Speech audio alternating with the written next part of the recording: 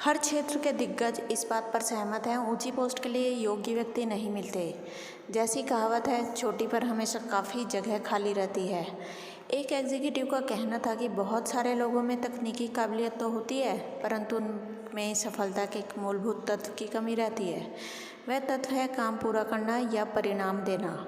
हर बड़े काम में, चाहे वह बिजनेस चलाना हो, ऊंचे स्तर की सेल्समैनशिप हो, विज्ञान, सेना या सरकार हो, आपको एक ऐसे व्यक्ति की ज़रूरत पड़ती है जो न सिर्फ सोचता हो बल्कि काम भी करता हो। जब भी अफसर किसी महत्वपूर्ण कर्मचारी को नियुक्त करते हैं तो वे अक्सर इस तरह के सवाल पूछते हैं: क्या वह यह काम कर पाएगा? क्या वह पूरा काम कर सकता है? क्या वह खुद ही काम में जुटा रहेगा या उसे बार बार याद दिलाना पड़ेगा? क्या वह काम पूरा करेगा या सिर्फ बातें ही करता रहेगा? इन सारे सवालों का लक्ष्य एक ही है, यह पता लगाना कि क्या वह व्यक्ति कर्मठ है, क्या वह व्यक्ति काम का है। उत्कृष्ट विचार ही पर्याप्त नहीं होते, एक साधारण विचार पर भी अगर अमल किया जाए और उसे विकसित किया जाए तो उसके अच्छे परिणाम निकलते हैं। दूसरी तरफ अगर आपके पास सर्वश्रेष्ठ विचार भी हों और आप उस पर अमल नहीं कर पाएँ तो वह बेकार है, क्योंकि वह आपके दिमाग में ही पैदा होता है और वहीं पर मर जाता है। महान व्यापारी जॉन वानामेकर अक्सर कहते हैं, कोई भी चीज़ सिर्फ सोच लेने भर से नहीं हो जाती। इस बारे में विचार करें, इस दुनिया की हर चीज़, उपग्रह और गगनचुंबी इमारतों से लेकर बेबी फूड तक सिर्फ एक विचार था जिस पर किसी ने मेहनत की है। जब आप सफल और असफल दोनों तरह के लोगों का अध्ययन करते हैं तो आप पाएंगे कि आप उन्हें दो श्रेणियों में बांट सकते हैं।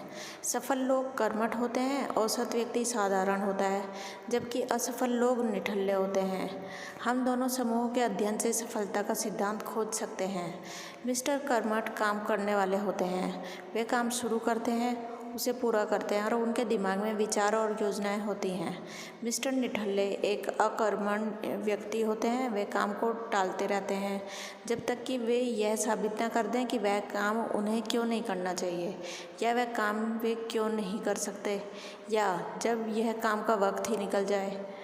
मिस्टर कर्मठ और मिस्टर निठल्ले के बीच का अंतर अनगिनत चीज़ों में दिखता है। मिस्टर कर्मठ छुट्टियां मनाने की योजना बनाते हैं, वे छुट्टियां मनाकर आ जाते हैं। मिस्टर निठल्ले छुट्टियां मनाने की सोचते हैं, परंतु वे उसे अगले साल तक के लिए टाल देते हैं। मिस्टर कर्मठ निर्णय लेते हैं कि उन्हें नियमित रूप से चर्च जाना चाहिए और वे ऐसा करते हैं। मिस्टर निठल्ले सोचते हैं कि चर्च जाना एक अच्छा विचार है, परंतु वे ऐसा करने में किसी न किसी कारण से बचते रहते हैं। मिस्टर कर्मठ महसूस करते हैं कि उन्हें किसी की उपलब्धि पर उसे बधाई देनी चाहिए। वे चिट्ठी लिख देते हैं। मिस्टर निठल्ले को चिट्ठी लिखने से बचने का कोई बहाना मिल जाता है और वे चिट्ठी कभी नहीं लिख पाते। यह अंतर बड़ी चीज़ों में भी साफ दिखाई देता है। मिस्टर कर्मठ अपना खुद का बिजनेस खड़ा करना चाहते हैं, वे ऐसा कर लेते हैं। मिस्टर निठल्ले भी खुद का बिजनेस खड़ा करना चाहते हैं, परंतु उन्हें समय रहते ही कोई ऐसा बेहतरीन बहाना मिल जाता है जिसके कारण वे कभी ऐसा नहीं कर पाते। मिस्टर कर्मठ 40 साल की उम्र में किसी नए काम में हाथ डालने का फैसला करते हैं, वे ऐसा सफलतापूर्वक कर लेते हैं। यही विचार मिस्टर निठल्ले के मन में आता है, परंतु वे इस बात पर सोचते ही रहते हैं और कभी कुछ नहीं कर पाते। इन दोनों व्यक्तियों यानी कि मिस्टर कर्मठ और मिस्टर निठल्ले के बीच का अंतर हर तरह के व्यवहार में भी साफ झलकता है। मिस्टर कर्मठ जो करना चाहते हैं वे उसे करके दिखा देते हैं और इसके फलस्वरूप उन्हें आत्मविश्वास, अंदरूनी सुरक्षा की भावना, आत्मनिर्भरता और ज़्यादा आमदनी इत्यादि चीज़ें मिलती हैं। मिस्टर निठल्ले कभी भी अपना मनचाहा काम नहीं कर पाते क्योंकि वे काम शुरू ही नहीं करते। इसके फलस्वरूप उनका आत्मविश्वास कम होता जाता है और उनकी आत्मनिर्भरता समाप्त हो जाती है और वे औसत दर्जे की ज़िंदगी जीने के लिए विवश रहते हैं। मिस्टर कर्मठ कुछ करते हैं, मिस्टर निठल्ले करना तो चाहते हैं पर कभी कुछ शुरू नहीं कर पाते। हर व्यक्ति कर्मठ बनना चाहता है, इसलिए आइए काम शुरू करने और फिर उसे पूरा करने की आदत डालें।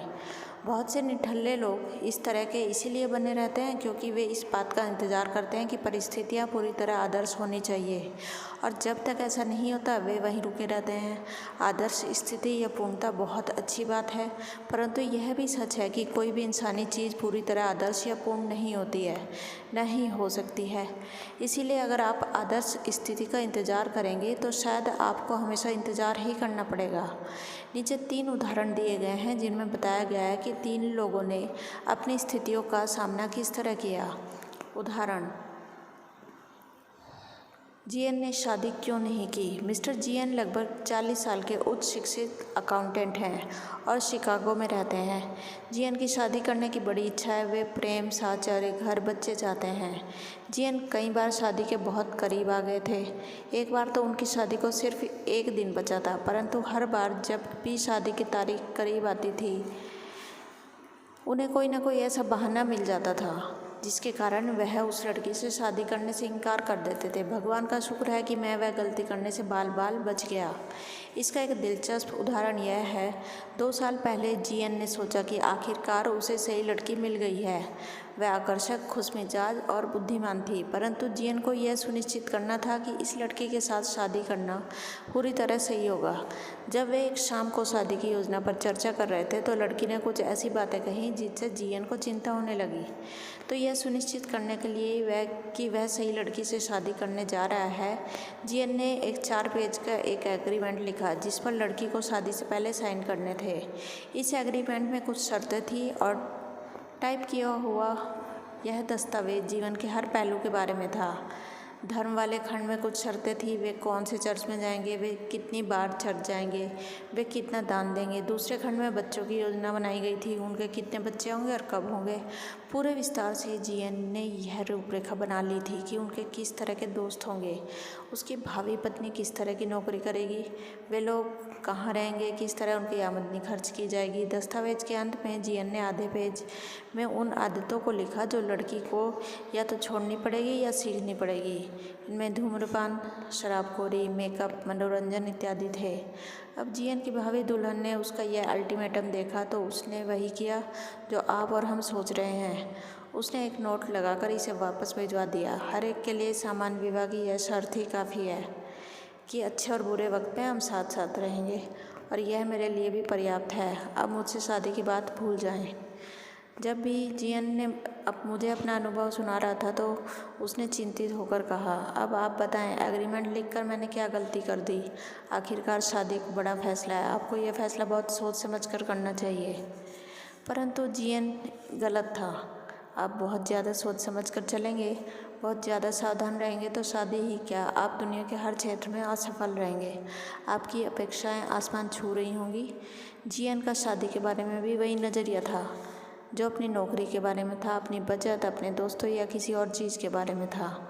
समस्याएं पैदा होने से पहले ही उन्हें पूरी तरह खत्म कर देने की योग्यता सफल व्यक्ति में नहीं पाई जाती, परंतु समस्याएं पैदा होने के बाद उन्हें सुलझाने की योग्यता हर सफल व्यक्ति में पाई जाती है। अगर हम कोई काम शुरू करने से पहले सारी उम्र इंतजार नहीं करना चाहते तो बेहतर होगा कि हर काम पूर्णता के साथ समझदारीपूर्ण समझौता करने के इच्छुक रहें। पुलों को तभी पार करें जब वे आएँ। यह सलाह काफ़ी समय से दी जा रही है और यह अब भी उतनी ही सही है जितनी कि यह 200 साल पहले सही थी।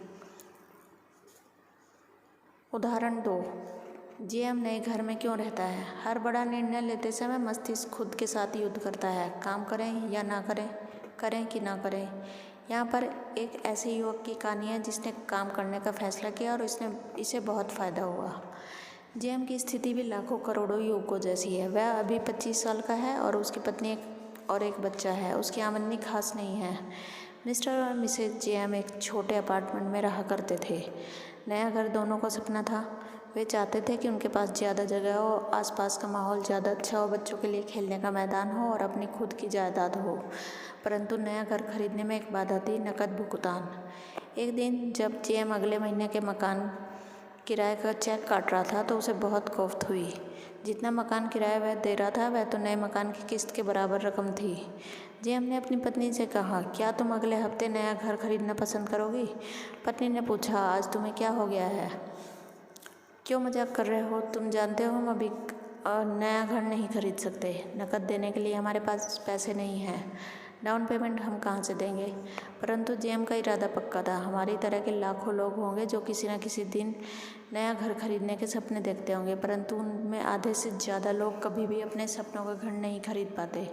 कोई ना कोई चीज़ आकर उन्हें रोक देती होगी। हम घर खरीदेंगे, मैं नहीं जानता कि हम डाउन पेमेंट कहाँ से लाएंगे, परंतु हम किसी न किसी तरह ऐसा कर लेंगे। अगले हफ्ते उन्हें एक ऐसा घर मिल गया जो उन्हें पसंद था।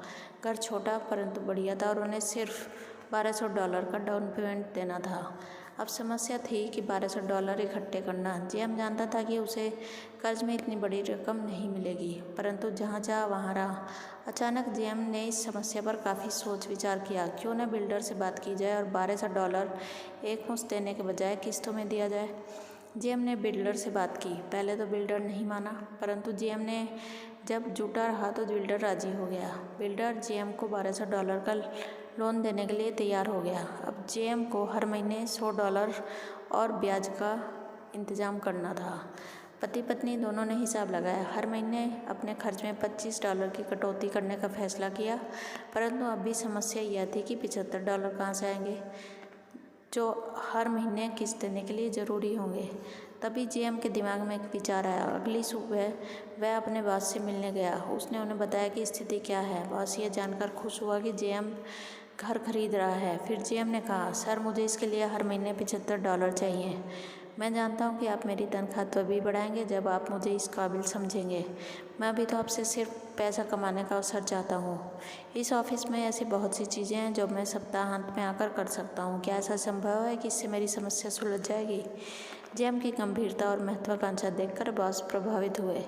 हर सप्ताहांत में 10 घंटे अतिरिक्त काम करने के बदले में वे जेम को इतनी राशि देने के लिए तैयार हो गए और फिर मिस्टर और मिसेस जेम अपने नए घर में रहने के लिए चले गए। नंबर 1, जेम के मन में काम करने का दृढ़ संकल्प था, जिससे उसे लक्ष्य की प्राप्ति में सहयोग मिला। नंबर 2, जेम नए विश्वास से भर गया। इसके बाद अगर उसके सामने कोई बड़ी परिस्थिति आती है तो उसके लिए कर्मठता दिखाना आसान होगा। नंबर 3, जेम ने अपनी पत्नी और अपने बच्चों को उनके सपनों का घर दिलवा दिया। अगर उसने आदर्श स्थिति को इंतजार किया होता, घर खरीदने को टाला होता, तो हो सकता था कि वे लोग कभी अपने खुद के घर में नहीं रह पाते। उदाहरण 3, सीडी अपना खुद का बिजनेस शुरू करना चाहता था, परंतु मिस्टर सीडी भी इसी तरह का एक उदाहरण है जो हमें बताता है कि अगर कोई काम शुरू करने से पहले आदर्श स्थिति को इंतजार करना है तो उसका परिणाम क्या होता है। दूसरे विश्व युद्ध के कुछ ही समय बाद सीडी को अमेरिकन पोस्ट ऑफिस डिपार्टमेंट में कस्टम डिवीज़न में नौकरी मिल गई। उसे काम पसंद था, परंतु 5 साल बाद वह अपनी नौकरी से उकता गया। वही काम करते करते वह ऊब गया। रोज़ काम के बंधे बनाए घंटे, कम तनख्वाह और ऐसी सीनियरिटी सिस्टम जिसमें तरक्की की गुंजाइश कम ही थी। तभी उसके मन में एक विचार आया। उसे इस बात का काफ़ी ज्ञान हो चुका था कि सफल आयात कैसे किया जा सकता है। क्यों न वह कम कीमत के तोहफे और खिलौने आयात करने का बिजनेस शुरू करे। सीडी कई सफल आयातकों को जानता था जिनके पास इस बिजनेस का उसके जितना ज्ञान नहीं था। अपना बिजनेस शुरू करने का विचार उसके मन में 10 साल पहले आया था, परंतु आज भी वह कस्टम ऑफिस में ही काम कर रहा है। क्यों? होता यह है कि जब भी सीडी शुरू करने वाला होता था, कोई न कोई ऐसी समस्या आ जाती थी जिसके कारण वह आखिरी कदम नहीं उठा पाता था। पैसे की कमी, आर्थिक मंदी, बच्चे का जन्म, टेम्परेरी सुरक्षा की आवश्यकता, व्यापार पर प्रतिबंध और इसी तरह के कई बहाने इंतजार करने और काम टालने के लिए इस्तेमाल किए गए। सच्चाई तो यह थी कि सीडी ने खुद को मिस्टर निठल्ले बन जाने दिया। वह चाहता था कि वह आदर्श परिस्थितियों में भी ही काम शुरू करे। चूँकि परिस्थितियाँ कभी आदर्श नहीं हुई, इसलिए सीडी का काम कभी शुरू नहीं हो पाया। आप इस समस्या को कैसे दूर कर सकते हैं? यहाँ 2 तरीके सुझाए जा रहे हैं जो आपकी इस आदत को दूर कर देंगे। नंबर 1, भविष्य में आने वाली कठिनाइयों का अनुमान लगाएं। हर नए काम में जोखिम, समस्या और अनिश्चितताएं होती हैं। मान लें कि आप कार से शिकागो से लॉस एंजल्स जाना चाहते हैं, तो आप तब तक चलना शुरू नहीं करेंगे जब तक कि आपको इस बात की पूरी गारंटी न मिल जाए कि रास्ते में कोई बाधा नहीं आएगी, आपकी गाड़ी ख़राब नहीं होगी, मौसम ख़राब नहीं होगा, कोई शराबी ड्राइवर आपको तंग नहीं करेगा और किसी तरह का कोई खतरा नहीं होगा। तो क्या होगा? आप कब चलना शुरू करेंगे? कभी नहीं। इस यात्रा की तैयारी आप इस तरह से भी कर सकते हैं कि आप यात्रा का नक्शा साथ रख लें, अपनी कार को चेक करा लें और इस तरह पूरी सावधानी बरतें, परंतु आप सारे खतरों को न तो भांप सकते हैं न ही उन्हें खत्म कर सकते हैं। नंबर 2, जब समस्याएं और बाधाएं आएँ तब इनसे निपटें। सफल व्यक्ति की योग्यता इस बात से नहीं जांची जाती कि वह काम शुरू करने के पहले ही सारी बाधाओं को हटा लेता है, बल्कि इस बात से जांची जाती है कि जब भी उसकी राह में बाधाएं आती हैं तो उनसे निपटने के तरीके खोज लेता है।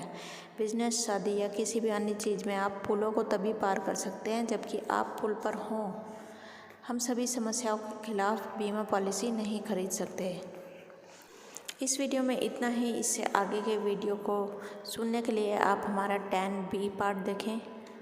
तब तक के लिए बहुत बहुत धन्यवाद। हमारे सभी सब्सक्राइबर्स और व्यूअर्स का बहुत धन्यवाद।